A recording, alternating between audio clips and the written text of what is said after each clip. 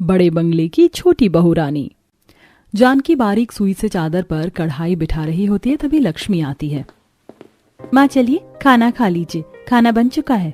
बेटिया जरा देख तो ये चादर कैसा लग रहा है, तुझे पसंद है? हाँ माँ, ये चादर बहुत सुंदर लग रहा है। आपने कितने सुंदर फूलों की कढ़ाई बिठाई है, पर ये किसके लिए है? बेटिया ये चादर मैंने तेरे खातिर बनाया है। थोड़े दिनों में तू बड़े बंगले की बहू बन जाएगी। ज्यादा कीमती चीज देने की तो हमारी क्षमता नहीं, पर दहेज में देने को थोड़ा बहुत कुछ तो जोड़ना होगा। जानकी एक बक्से को खोलती है जिसमें कुछ साड़ियां रखी थी। जानती है लक्ष्मी बिटिया, ये एक एक साड़ी मैं सालों से तेरी शादी के लिए सहेज रही थी, पर हमेशा सोचती थी कि इतनी गरीबी देखकर कौन हमसे रिश्ता जोड़ेगा। पर भगवान ने तेरी जोड़ी इतने अच्छे घर द्वार में लगाई है कि तू खुश रहेगी। जहाँ एक तरफ जानकी अपनी गरीब बेटी का रिश्ता बड़े बंगले में लगने को लेकर खुश थी, वहीं बड़े बंगले में अलग ही मंजर छाया था। खूब बड़ा सा बगीचा, चमचमाता झूमर, महंगी सोफे पर वसुंधरा देवी ठाट बाट से बैठी हुई थी। देखिए पंडित जी, वैसे तो हजारों लोग हमसे रिश्ता जोड़ना चाहते हैं, लेकिन साज समाज नाम की भी कोई चीज है और रिश्ता भी अपने बराबरी वालों में जचता है। इसीलिए मैं अपने छोटे बेटे के लिए बड़े घर की लड़की ढूंढ रही हूँ जो मेरे बड़े बंगले में मेल खाए। अरे वसुंधरा जी, मुझे आपकी पसंद नापसंद का अच्छे से पता है, इसलिए मैं एक से बढ़कर एक बड़े बड़े घरों से रिश्ते लाया हूँ। तस्वीर देखकर आप रिश्ता कट नहीं कर पाएंगे। ये देखिए, शिप्रा नाम है, माँ बाप की इकलौती लड़की है। कई मकान जमीन जायदाद इसके नाम से कर रखा है। यहाँ से आपको खूब भर भर के दहेज मिलेगा। लड़की देखने में तो खूब सुंदर और मॉडर्न भी है ना मालिनी बहू? जी मम्मी जी, इसकी जोड़ी देवर जी के साथ बिल्कुल परफेक्ट लगेगी। पंडित जी, मुझे ये लड़की पसंद है, आप इसी से बात चलाइए। मेरे बड़े बंगले की छोटी बहू यही बनेगी। तभी देव और बड़ा बेटा अशोक बिजनेस ट्रिप से लौट आते हैं। हाँ जी, आ गए आप, बहुत ही अच्छे मौके पर आए हैं। ये देखिए, मैंने हमारे आदर्श के लिए लड़की पसंद की है। देव जी, बिल्कुल आपके बड़े बंगले के बराबरी वाले लोग हैं। इतना दान दहेज मिलेगा कि लोग बस देखते रह जाएंगे। क्षमा कीजिए पंडित जी, मगर ये रिश्ता नहीं हो सकता, क्योंकि मैं मेरे छोटे बेटे का रिश्ता तय कर चुका हूँ। इतना सुनते ही पंडित जी उठकर चले जाते हैं। देव जी, कितना अच्छा रिश्ता घर चलकर आया था और आपने इतने अच्छे रिश्ते को काट दिया, और आपने खुद आदर्श का रिश्ता तय कर दिया। एक बार मुझसे पूछा भी नहीं। क्या मेरा कोई अधिकार नहीं? वसुंधरा, मैंने हमारे आदर्श के लिए मेरे दोस्त की बेटी लक्ष्मी को पसंद किया है। वही इस घर में छोटी बहू बनकर आएगी और हमारे घर को जोड़ कर रखेगी। लक्ष्मी? उस रामू की गरीब लड़की? देखो जी, मुझे नहीं पता तुमने क्या देखकर उसे पसंद किया। मुझे वो लड़की नापसंद है और मेरे जीते जी वो इस बड़े बंगले की छोटी बहू हरगिज नहीं बनेगी। तो मेरा भी फैसला सुन लो वसुंधरा, इस घर की छोटी बहू यदि कोई बनेगा तो वो मेरे दोस्त की बेटी लक्ष्मी ही बनेगी, क्योंकि मैं जुबान दे चुका हूँ और मुझे यकीन है तुम मेरे फैसले का सम्मान करोगी। देव अपना फैसला सुनाकर कमरे में चला जाता है।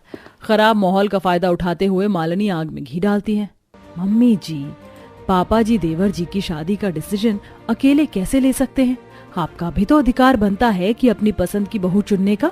और स्टेटस एंड क्लास नाम की भी कोई चीज होती है। अगर वो 2 कौड़ी की लड़की मेरी देवरानी बनकर आएगी तो मेरे हाई क्लास फ्रेंड सर्कल्स में मेरी तो नाक कट जाएगी।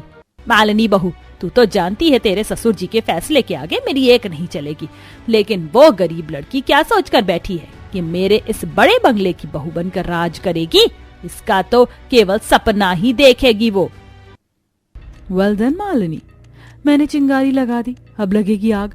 सालों से मैंने इस बड़े बंगले में राज करने का सपना देखा है, उसे कोई 2 कौड़ी की लड़की नहीं तोड़ सकती। समय गुजरता है और दोनों घरों में शादी की तैयारी शुरू हो जाती है। जहाँ एक तरफ रामू के मिट्टी के घर के आंगन में मड़वा गड़ा हुआ था, गेंदे के थोड़े फूल पत्तों से चौखट सजा हुआ था, तो वहीं बड़े बंगले में महंगे फूल और लाइटों से सजावट हो रखी थी। बड़ा बंगला किसी महल की तरह जगमग कर रहा था। अरे भैया, चौखट पर थोड़ी और ज्यादा फूल लगाइए, और ये गेंदे के फूल बिल्कुल भी नहीं चलेंगे। यहाँ पर गुलाब से डेकोरेशन होगी। मेन गेट का लुक अच्छे से हाईलाइट होना चाहिए। अरे भैया जी, आप बिल्कुल चिंता मत कीजिए, आपके बड़े बंगले को हम खूब अच्छे से डेकोरेट करेंगे। अशोक जी, तुम्हें कुछ ज्यादा ही शादी के खर्चे में पैसे लगाने की नहीं पड़ी है? मुझे तो ये समझ में नहीं आ रहा है, उस गरीबजादी लड़की के लिए इस बड़े बंगले को इतना क्यों सजाया जा रहा है? मालिनी, तुम जब देखो दूसरों से जेलस फील क्यों करती रहती हो? अरे कभी दूसरों की खुशी में खुश रहना सीखो। तुम्हें खुश होना है तो खुश हो, मुझे कोई दिलचस्पी नहीं है एक गरीब लो क्लास को अपनी देवरानी बनाकर इंट्रोड्यूस करवाने का। घमंड दिखाकर मालिनी अपनी सास के कमरे में जाती है, जहाँ पहले से ही सास ससुर में गहने चढ़ाने को लेकर बहसबाजी हो रही थी। वसुंधरा जी, यह सारे गहने मैंने छोटी बहू को चढ़ाने के लिए बनवाए हैं, तुम इसमें से अलग क्यों कर रखी हो? अजी मैं कौन सा ये सारे गहने सदा के लिए अपने पास रख रही हूँ। शादी के बाद तो छोटी बहू के ही होने हैं, पर मंडप में देने के लिए केवल 5 थान गहने बहुत हैं। कुछ ही देर में धूमधाम से बड़े बंगले से बारात चलती, पूरे विधि विधान के साथ आदर्श और लक्ष्मी की शादी होती है और कुछ देर में विदाई का टाइम हो जाता है। बेटिया, आज से तेरे ससुराल वाले ही तेरे खातिर अपना परिवार है। इस परिवार को सदा जोड़ कर रखना, कभी टूटने मत देना, अपना ख्याल रखना। माँ, आप और पिताजी भी अपना ख्याल रखिएगा। चलती हूँ बाबा। जहाँ मेरी बच्ची सदा खुश रहना अपने संसार में। समधी जी, लक्ष्मी मेरी बेटी नहीं, मेरे कलेजे का टुकड़ा भी है। मैं सदा आपका आभारी रहूंगा जो आपने मेरी बेटी को अपने बड़े बंगले की बहू के रूप में स्वीकारा। रामू मेरे दोस्त, अरे सबसे अमीर तो बेटी वाले होते जो पूरी जिंदगी भर अपनी बेटी को बड़ा करते हैं और एक दिन किसी और के घर के लिए दे देते हैं। मैं तुम्हें वचन देता हूँ कि लक्ष्मी बहू को अपनी बेटी बनाकर रखूंगा, उसे आंच भी नहीं आने दूंगा। इसी के साथ लक्ष्मी विदाई होकर अपने बड़े से बंगले वाले ससुराल में आ जाती है, जो कि महलों की तरह जगमगा रहा था। खूब सारे नौकर चाकर हाथों में फूलों से भरी हुई थालियां लेकर स्वागत में खड़े थे। आसमान में आतिशबाजियां हो रही थी। लक्ष्मी, तुम्हारा ससुराल आ गया है, चलो उतरो। जी अच्छा। लक्ष्मी जैसे ही गाड़ी में से नीचे उतरती है तो नौकर चाकर भर भर कर फूल बरसाने लगते हैं और बड़े बंगले की सबसे पुरानी नौकरानी आशा लक्ष्मी का खिला हुआ खूबसूरत चेहरा देखकर बलाई लेती है। छोटी बहू रानी तो कितनी सुंदर है, इस बड़े बंगले के तो भाग्य जग गए। बड़े साहब बहुत ही सुंदर बहू चुनकर लाए हैं। प्रणाम माँ जी। यह क्या कर रही हैं छोटी बहू रानी? मैं तो इस बड़े बंगले में बस नौकरानी हूँ। तो क्या हुआ, उम्र में बड़े तो आदर के हकदार होते। आप सालों से इस बंगले में काम कर रही हैं तो इस परिवार का हिस्सा हुई। छोटी बहू, पैर की धूल को अगर चंदन समझकर माथे पे लगा लिया जाए तो उसे वह चंदन नहीं बन जाता, समझ गई ना? इसी तरह इस परिवार के सदस्य में नौकर नहीं जुड़ सकते। ये यहाँ पर केवल काम करते हैं जिस बात की उन्हें तनख्वाह मिलती है। पर माँ, आशा आंटी हमारे घर को अपना परिवार समझकर काम करने आई हैं। अगर लक्ष्मी ने उन्हें बदले में थोड़ा आदर दे दिया तो इसमें गलत ही क्या किया है? आदर्श को जहां लक्ष्मी का पक्ष लेते हुए देख एक तरफ ससुर और जेठ खुश होते हैं, वहीं वसुंधरा और मालिनी को खराब लगता है। भाग्यवान छोटी बहू कब से चौखट पर खड़ी है, जल्दी से उनका गृह प्रवेश कीजिए। लगता है माँ जी शादी से खुश नहीं है, उनके चेहरे पर हंसी खुशी दिखाई नहीं दे रही। तब लक्ष्मी चौखट के आगे रखा चावल का भरा कलश गिराकर गृह प्रवेश करती है और जैसे ही वसुंधरा के पैर छूने चलती है तो वो पीछे हट जाती है। माँ, कम से कम लक्ष्मी को आशीर्वाद तो दे दीजिए, ऐसे भी क्या नाराजगी दिखा रही हैं आप? खबरदार अशोक, जो मुझसे ऊंचे लहजे में बात करी तो ना तो ये गरीब बहू मेरे पसंद की है और ना ही मैं इस शादी से खुश हूँ। मैं इस शादी में शरीक हो गई, इतना ही बहुत है। अरे इस गरीब का तो भाग्य चमक गया, लेकिन इसके गरीब माँ बाप की मेरे बेटे को एक जरा सी चैन अंगूठी देने की भी औकात नहीं हुई। वसुंधरा के ताना मारने पर चौखट पर खड़ी लक्ष्मी की आंखों से आंसू छलक जाते हैं। माँ जी, मेरी शादी में बाबूजी ने कर्जा लेकर किया है। वो इतने पैसे कहाँ से लाते जो चैन और अंगूठी बनवा सकते? यदि उनके हाथ में होता तो वो जरूर देते। तुम्हारे माँ बाप के बस में कुछ भी दहेज में देना नहीं था तो इतने बड़े बंगले में शादी करने का ख्वाब भी नहीं देखना चाहिए था। अपनी हैसियत देखकर शादी करनी चाहिए थी। अरे बस करो, बड़ी बहू तुम्हें कोई हक नहीं बनता छोटी बहू को इस तरह से अपमानित करने का। आदर्श बेटा, बहू को कमरे में ले जा। जी पापा। चलो लक्ष्मी। सभी अपने अपने कमरे में चले जाते हैं। लक्ष्मी जैसे ही अपने बड़े बंगले के बेडरूम में आती है तो वह खूब सुंदर फूलों से सजा हुआ था। महंगी अलमारी, महंगा बेड और एक्सपेंसिव फर्नीचर लगा हुआ था। कमरा किसी हॉल जितनी बड़ी जगह में बनवा रखा था, जिसे देखकर लक्ष्मी दंग रह जाती है। तभी उसे उदास देखकर आदर्श पीछे से गले लगाते हुए कहता है, तो कैसा लगा मेरी प्यारी बीबी को? उसका कमरा पसंद तो आया ना? आदर्श जी, मैंने तो ख्वाब में भी नहीं सोचा था कि मुझे इतना बड़ा बंगले का ससुराल मिलेगा और इतना अच्छा कमरा और आप जैसे पति। लक्ष्मी, अब तुम इस बड़े बंगले की बहू हो, इसलिए इन सब चीजों की आदत डाल लो। वैसे मैंने तुम्हारे लिए अलमारी में जगह खाली कर दी है, यहाँ तुम अपने सारे कपड़े जचा लेना और बाकी ये ड्रेसिंग टेबल तुम्हारा मेकअप का सामान रखने के लिए है। वैसे मुझे बेड पर लेफ्ट साइड नींद आती है, लेकिन अगर तुम लेफ्ट साइड सोती हो तो मैं एडजस्ट कर लूंगा। बाकी और किसी चीज की जरूरत हो तो बता देना, हाजिर है आपकी खातिर में। आदर्श को इतना प्यार दिखाते देखकर लक्ष्मी मुस्कुरा देती है। बस इस तरह मुस्कुराते रहना, तुम मुस्कुराते हुए बहुत खूबसूरत लगती हो। और हाँ, माँ की बातों का बिल्कुल बुरा मत मानो, वो ऊपर से थोड़ी कठोर दिखती हैं, लेकिन देखना माँ को जब तुम्हारी अच्छाइयाँ दिखेंगी तो वो तुम्हें खुद स्वीकार कर लेंगी। दोनों एक दूसरे के साथ कुछ खूबसूरत पल बिताते हैं। इसी तरह लक्ष्मी का उसके बड़े बंगले वाले ससुराल में शुरुआत होती है। वह नहा धोकर कमरे में आती है और अपना बक्सा खोलकर देख रही होती है। आज तो मेरी पहली रसोई है, ये संतरी वाली साड़ी अच्छी लगेगी, इसी को पहन लेती हूँ, हल्की भी है। तभी वसुंधरा और मालिनी कमरे में कुछ साड़ियां और गहने लेकर आती हैं। उन्हें देख लक्ष्मी अपनी जगह से उठकर खड़ी होकर पैर छूती है। माँ जी आप प्रणाम। खुश रहो खुश रहो। प्रणाम जेठानी जी। ओ प्लीज देवरानी जी, इतना संस्कारी बनने का शो ऑफ मेरे आगे मत करो। जेठानी जी मैं कोई दिखावा नहीं कर रही, मेरे माँ बाप ने मुझे सिखाया अपने से बड़ों की इज्जत करना। छोटी बहू, तेरे माँ बाप ने तुझे ये नहीं सिखाया कि अपने से रिश्ते में बड़ों से तमीज से बात की जाती है, जुबान नहीं लड़ाया जाता। जाने दीजिए मम्मी जी, देवरानी जी मिडिल क्लास घर से आई है ना, धीरे धीरे अपने बड़े बंगले की तहजीब और तमीज इन्हें मैं सिखा दूंगी। ये ले, ये कुछ साड़ियां मेरी तरफ से मैं तेरे खाते लेकर आई हूँ, इनमें से जो अच्छी लगे वो पहन लेना। अपने प्रति अपने सास का पिघलता हुआ मन देखकर लक्ष्मी को काफी अच्छा लगता है। लक्ष्मी धन्यवाद देती है। धन्यवाद माँ जी इस उपहार के लिए, पर अभी मैंने पहनने के लिए साड़ी निकाल ली है, इसे बाद में पहन लूंगी। तभी मालिनी साड़ियों को उठाकर बात को बढ़ाते हुए, देवरानी जी तुम ये साड़ी पहनने वाली थी, इतनी सिंपल सोबर। अरे अभी अभी तुम्हारी नई नई शादी हुई है, अब तुम बड़े बंगले की बहू हो। क्यों दीदी, इस साड़ी में क्या खराबी है? माँ ने बड़ी प्यार से दी थी, इसीलिए मैंने सोचा इसे पहन लेती हूँ। बहू, ऐसी साड़ी हमारे बड़े बंगले की नौकरानियां भी नहीं पहनती। तू तो इस घर की छोटी बहू है, तो अब से ये पहनावा ओढ़ावा इस घर की बहू की तरह ही रखना सीख ले। और ये कान में कितने हल्के से टॉप्स पहन रखे, नाक में इतनी हल्की लौंग। दामाद को तो कुछ दिया नहीं, बेटी को भी थोड़े अच्छे गहने नहीं दिए गए। इसे निकाल कर ये ज्वेलरी पहन लेना, ताकि तू इस बड़े बंगले की छोटी बहू लगनी चाहिए। अभी नई शादी हुई है तो पड़ोसने तुझे देखने के लिए आएंगी, और मैं नहीं चाहती कि बातें बने। अपने गरीब माँ बाप के दिए गए हर चीज का अपमान होते हुए देखकर लक्ष्मी का मन भारी हो जाता है। फिर भी वह अपने चेहरे पर इस शिकन तक को नहीं आने देती है। ठीक है माँ जी, मैं ये साड़ी पहन लूंगी। लाओ फिर ये सब साड़ी मुझे दे दो, नौकर चाकर को दे दूंगी। नहीं दीदी, इन साड़ियों को मेरे पास ही रहने दीजिए। माँ ने बड़े प्यार से मेरी शादी के लिए सहेज कर इसे रखा था, मैं इसे पहनूंगी नहीं, बस अपने पास रखूंगी। बहू, जब तुझे इन साड़ियों को पहनना नहीं है तो अपने पास रखकर भी क्या करेगी? मालिनी बहू, इन साड़ियों को उठा लो। मालिनी लक्ष्मी के हाथ से वो साड़ियां छीन लेती हैं और दोनों कमरे से चली जाती हैं। लक्ष्मी की आंखें डबडबा जाती हैं। मैंने कितने प्यार से वो सारी साड़ियां मेरे लिए सहेज कर रखी थी और कितनी मेहनत से एक एक साड़ी पर कढ़ाई की थी। क्या बड़े बंगले की बहू बनने के बाद मेरा खुद पर इतना भी अधिकार नहीं कि मैं अपने मायके से मिला कुछ भी पहन सकूं? अपने टूटे मन को समझाते हुए लक्ष्मी तैयार होकर कमरे से बाहर निकलती है। बंगला इतना बड़ा है और इतने कमरों का था कि वह भटक भी जाती है। इतनी देर से मैं रसोई ढूंढ रही हूँ, अभी तक रसोई नहीं मिली। इतने बड़े बंगले में इतने सारे कमरे बना रखे हैं कि मैं तो बार बार भटक जा रही हूँ। कुछ देर में लक्ष्मी बड़े बंगले की रसोई में पहुंचती है, जहां वसुंधरा और मालिनी खड़ी होकर खानसामे से अपने सामने खाना बनवा रही थी। खाने में तेल का खास ध्यान रखना, किसी भी चीज में एक्स्ट्रा तेल नहीं होना चाहिए। और हाँ, खीर प्योर दूध की बनेगी और ये सारे ड्राई फ्रूट डाल देना। जी बड़ी बहू।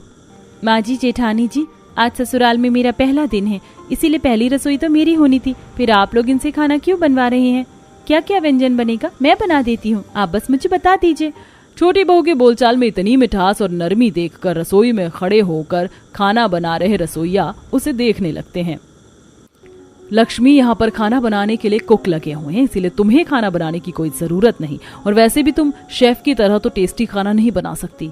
जेठानी जी, माना कि शेफ अच्छा खाना बना सकता है, लेकिन रसोई में जब गृहिणी का हाथ पड़ता है तो स्वाद खुद ब खुद खाने में खिलकर उतरता है, क्योंकि वह अपने परिवार वालों के लिए पूरे मन से खाना बनाती है। लक्ष्मी की बातें कहीं न कहीं वसुंधरा के मन को मोह लेती हैं। मानना पड़ेगा, भले मेरी छोटी बहू गरीब है, लेकिन इसके अंदर गुण तो है। छोटी बहू, जब बावर्ची खाना बना देंगी तो तू बस सब चीजों में चम्मच चला देना, पहली रसोई की रस्म हो जाएगी। तभी गर्म दूध रसोइया के हाथ पर गिर जाता है, जिससे हाथ जलकर लाल हो जाता है। अरे माँ! भैया आप ठीक तो हैं? लक्ष्मी जल्दी से ठंडे पानी में रसोइया का हाथ डालती है और किसी परिवार के सदस्य के जैसे परवाह करती है। भैया आप बस थोड़ी देर और हाथ डालकर रखिए, हाथ में ठंडक आ जाएगी तो जलन नहीं होगी। तभी मालिनी कुक पर कुड़कुड़ाने लगती है। राजेंद्र तुम्हारा ध्यान कहाँ था? इतना सारा दूध बर्बाद कर दिया और खाना भी रेडी नहीं हुआ, अब मीठा कौन बनाएगा? अरे बड़ी भाभी मैं बना दूंगा मीठा, बस थोड़ी जलन कम हो जाने दीजिए। राजेंद्र भैया आप चिंता मत कीजिए, आपकी जगह मीठा मैं बना दूंगी, आप जाकर आराम कीजिए। तुम बनाओगी मीठा? अभी तुम्हें आए हुए एक दिन भी नहीं हुआ, कैसे परख करोगी कितना मीठा डालना है, कितना दूध डालना है और कितनी खीर बनानी है? जेठानी जी मैं बना लूंगी। लक्ष्मी की बात पर भरोसा करते हुए वसुंधरा उसे एक मौका देती है। बड़े ही मन से लक्ष्मी सबके लिए खीर बनाती है, जिसकी खुशबू पूरे बंगले में भर जाती है और साथ ही बंगले के बाहर भी चली जाती है। जैसे ही पड़ोसनों की बारी आती है तो नौकर जाकर आते हैं। छोटी बहू रानी खाना बन गया तो लाइए, मैं परोस दूंगी। बिल्कुल नहीं, आज मेरी पहली रसोई है ना, इसीलिए आज आप सबको मैं परोस करके खिलाऊंगी, आप सब बैठ जाइए। पहली बार नौकरों को इतना आदर सम्मान मिलते देखकर सबकी आंखों में नमी सी भर गई। छोटी बहू रानी बरसों गुजर गया इस बड़े बंगले में काम करते, लेकिन आज तक हमें किसी ने इतना आदर सम्मान नहीं दिया। इस बड़े बंगले के सदस्यों के साथ बैठकर खाने की बराबरी तो हमें किसी ने नहीं दी। आप सभी लोगों ने भी तो इस परिवार के लिए इतना सब कुछ किया है। सभी नौकर लक्ष्मी के कहने पर जाकर खाने की मेज पर जाकर बैठ जाते हैं, जिसे देख मालिनी डांट कर उठाती है। तुम दो कौड़ी के नौकर चाकर की हिम्मत कैसे हुई हमारी बराबरी में बैठने की? जेठानी जी इन सभी को मैंने बैठने को कहा है। देवरानी जी तुम्हारा दिमाग तो नहीं खराब हो गया? अभी तुम्हें आए हुए 2 दिन नहीं हुए इस बड़े बंगले में और तुम अपनी मर्जी चला रही हो। तुम नहीं जानती नौकरों की जात को, उंगली पकड़ाते इनको सर पर चढ़ने में देर नहीं लगती। मालिनी का खराब बर्ताव देखकर नौकरों को दुख लगता है, तभी ससुर पक्ष लेते हैं। बड़ी बहू ये सभी रोज हमारा ख्याल रखते हैं, हमारे दिन को अच्छा बनाते हैं। अगर एक दिन हम इनके दिन को अच्छा बना देंगे तो इसमें कुछ नहीं बिगड़ेगा। आप सभी लोग बैठकर खाइए। सभी नौकर उनके बराबर में बैठकर खाते। मालिनी गुस्से में बड़बड़ाते हुए उठकर अपने कमरे में चली जाती है। इस 2 कौड़ी की देवरानी को अभी इस बड़े बंगले की बहू बनकर आए 2 दिन भी नहीं हुआ और इनसे बड़े बंगले का रिवाज बदल कर रख दिया। कहीं इस तरह की मीठी मीठी बातें करके ये मम्मी जी को बहला फुसलाकर पूरा बंगला ही अपना नाम ना करवा ले। इसी तरह समय गुजरता है। धीरे धीरे अपने अच्छे आचरण से लक्ष्मी अपनी सास के दिल में भी जगह बनाने लगती है। भोर की पहली किरण के साथ उठकर पूजा पाठ करना, रसोई में खाना नाश्ता बनाना और वहीं रात को वसुंधरा के पैर दबाकर सोना। छोटी बहू तू अभी तक अपने कमरे में नहीं गई? रात के 2 बज रहे हैं। माँ जी पता ही नहीं चला कब पैर दबाते दबाते आंख लग गई थी। कोई बात नहीं, जा जाकर सो जा। जी माँ। ऐसे ही समय गुजरता है और एक दिन पड़ोस ने गायत्री शारदा वसुंधरा के घर आती हैं। हाय क्या बात है वसुंधरा, तुमने तो अपने छोटे बेटे की चटमंगनी पर शादी करवा दी और हमको बुलाया भी नहीं। दाल में कुछ काला है क्या? गायत्री मुझे तो लगता है पूरी दाल ही काली है, लगता है बेटे ने लव मैरिज करी है। अरे ऐसी तो कोई बात भी नहीं है, तुमको ऐसी खबर किसने दी? अरे अपनी पसंद से बहू चुनकर लाई हूँ मैं। अपने मुंह मियाँ मिट्ठू बनना तो कोई तुमसे सीखे वसुंधरा, हमें सब पता है कि तुम अपनी छोटी बहू बहुत ही गरीब घर से लेकर आई हो। बिल्कुल सही सुना है आपने शारदा आंटी जी, वो तो हमारे स्टैंडर्ड में मैच भी नहीं खाती, पर क्या कर सकते हैं, पापा जी की पसंद की बहू है, इसीलिए एडजस्ट करना पड़ा है। तभी पीछे से लक्ष्मी चाय नाश्ता लाकर परोसती है। आंटी जी ये लीजिए चाय नाश्ता। नमस्ते। लक्ष्मी दोनों को इज्जत देते हुए उनके पैर छूती है। दोनों पड़ोसन आंखें जमाकर उसको देख रही थी। उसने सर पर घूंघट ले रखा था, जिसमें उसका संस्कारी आचरण झलक रहा था। मालिनी मॉडर्न ड्रेस में बैठी हुई थी। जो भी कहो वसुंधरा बहन, भले ही बहू गरीब घर से चुनकर लाई हो, लेकिन लाखों में एक संस्कारी, गुणवान और अच्छे आचरण की है। कम से कम तुम्हारी बड़ी बहू की तरह तरंगी पहनावा तो नहीं है। गायत्री की बात सुनकर मालिनी को मिर्ची लग जाती है। What do you mean Gayatri aunty ji, आप कहना क्या चाहती हैं? और आप होती कौन है मेरे ड्रेसिंग सेंस को लेकर जज करने वाली? देख लिया मालिनी बहू, अपने ऊपर तुम्हें एक बात सुनना बर्दाश्त नहीं हुआ और अपने गरीब देवरानी को तुम अभी भर भर कर अपमानित कर रही थी, तब तुम्हें बड़ा अच्छा लग रहा था। इंसान को उतना ही किसी को नीचा दिखाना चाहिए जितना वो खुद सह सके। बाकी वसुंधरा, जाते हुए मैं एक ही बात कहूंगी कि तुम्हारे बड़े बंगले में भाग्य जगाने वाली बहू आई है, इसकी कदर करना। दोनों पड़ोसन चाय नाश्ता करके चली जाती है। उनके जाने के बाद वसुंधरा गुस्से में मालिनी को डांटती है। मालिनी बहू, ये क्या तमीज थी अपनों से बड़ों से बात करने की? मम्मी जी आपने सुना नहीं, वो दोनों पड़ोसन मेरे कपड़े को लेकर किस तरह से कमेंट पास कर रही हैं। क्या गलत बोला हम दोनों ने? बड़े घर की बहू का पता उनके पहनावे से चलता है, लेकिन तेरा पहनावा इतना बेढंगा है कि हर कोई टोकता है। मैं हर किसी का मुंह तो नहीं जाकर बंद कर सकती। तो आप क्या चाहती हैं मम्मी जी? इन चीप क्लास लोगों के लिए मैं अपना ड्रेसिंग सेंस चेंज कर लूं? नेवर मम्मी जी, मैं आपकी छोटी बहू की तरह गरीब घर से नहीं आई हूं, इसीलिए मुझ पर दामन चलाने की सोचना भी मत। अपनी बड़ी बहू का घमंडी स्वभाव देखकर वसुंधरा को काफी खराब सा लगता है। मेरी एक छोटी सी बात पर मालिनी बहू ने इस तरह से जवाब दे दिया, पर मेरी छोटी बहू मेरी हर एक बात का मान रखती है। मैंने उसका ठीक से स्वागत भी नहीं करवाया। अब मैं इस बड़े से बंगले में अपनी छोटी बहू का अच्छे से रिसेप्शन रखूंगी। वसुंधरा लक्ष्मी को खुशी देने के लिए अपने बड़े से बंगले में उसकी रिसेप्शन रखती है, जिसके लिए वो बहुत ही एक्सपेंसिव जोड़ा बनवाती है और गहने भी बनवाती है। पूरे बंगले को सजाया जाता है। सुनो, ये पूरे बंगले में किस बात की सजावट हो रही है? बड़ी बहू रानी मालकिन ने छोटी बहू रानी का रिसेप्शन रखवाया है, उसी की सजावट हो रही है। ये सुनते ही मालिनी जलन में आ जाती है और अपनी सास के कमरे में जाती है, जहां वो अपनी छोटी बहू को देने के लिए भारी एक्सपेंसिव लाखों का लहंगा और गहनों को देख रही थी। इतना एक्सपेंसिव लहंगा और ये ज्वेलरी मेरे होते हुए उस गरीब देवरानी के हाथ नहीं लगेगी। मालिनी कमरे में आकर वसुंधरा के आगे झूठा पछतावा करती है।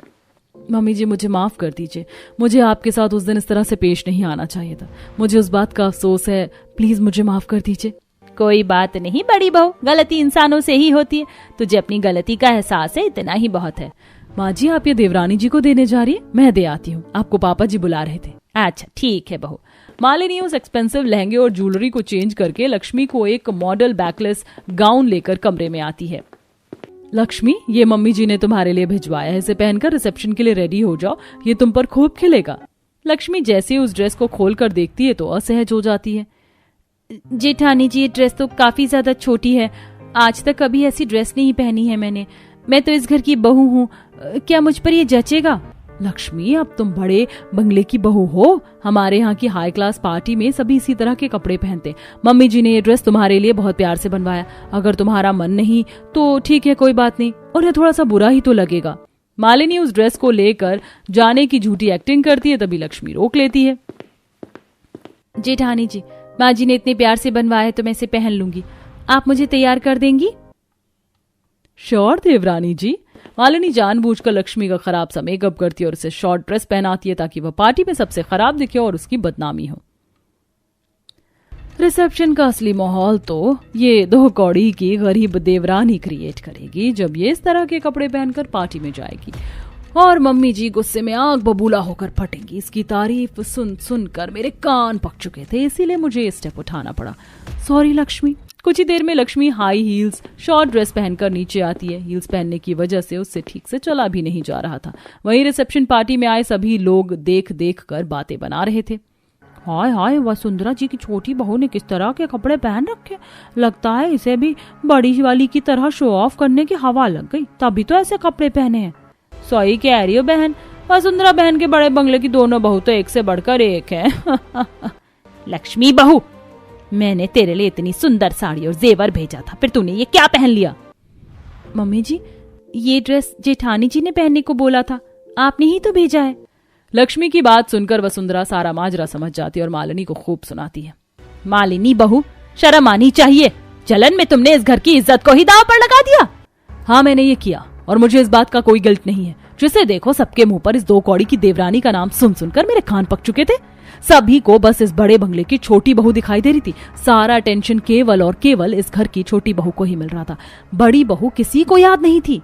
जेठानी जी, मैंने आपको जेठानी नहीं बल्कि दीदी का दर्जा दिया था, कम से कम उस रिश्ते का मान तो रख लेती। मैं बस सभी से जुड़कर रहना चाहती हूँ और इसी में खुश हूँ। इतना गलत करने के बावजूद भी लक्ष्मी मालिनी के प्रति जरा सा भी गुस्सा नहीं दिखाती। धीरे धीरे उसके नेचर में बदलाव आने लगता है और वह अब घर के नौकर चाकर के साथ अच्छे से व्यवहार रखती है।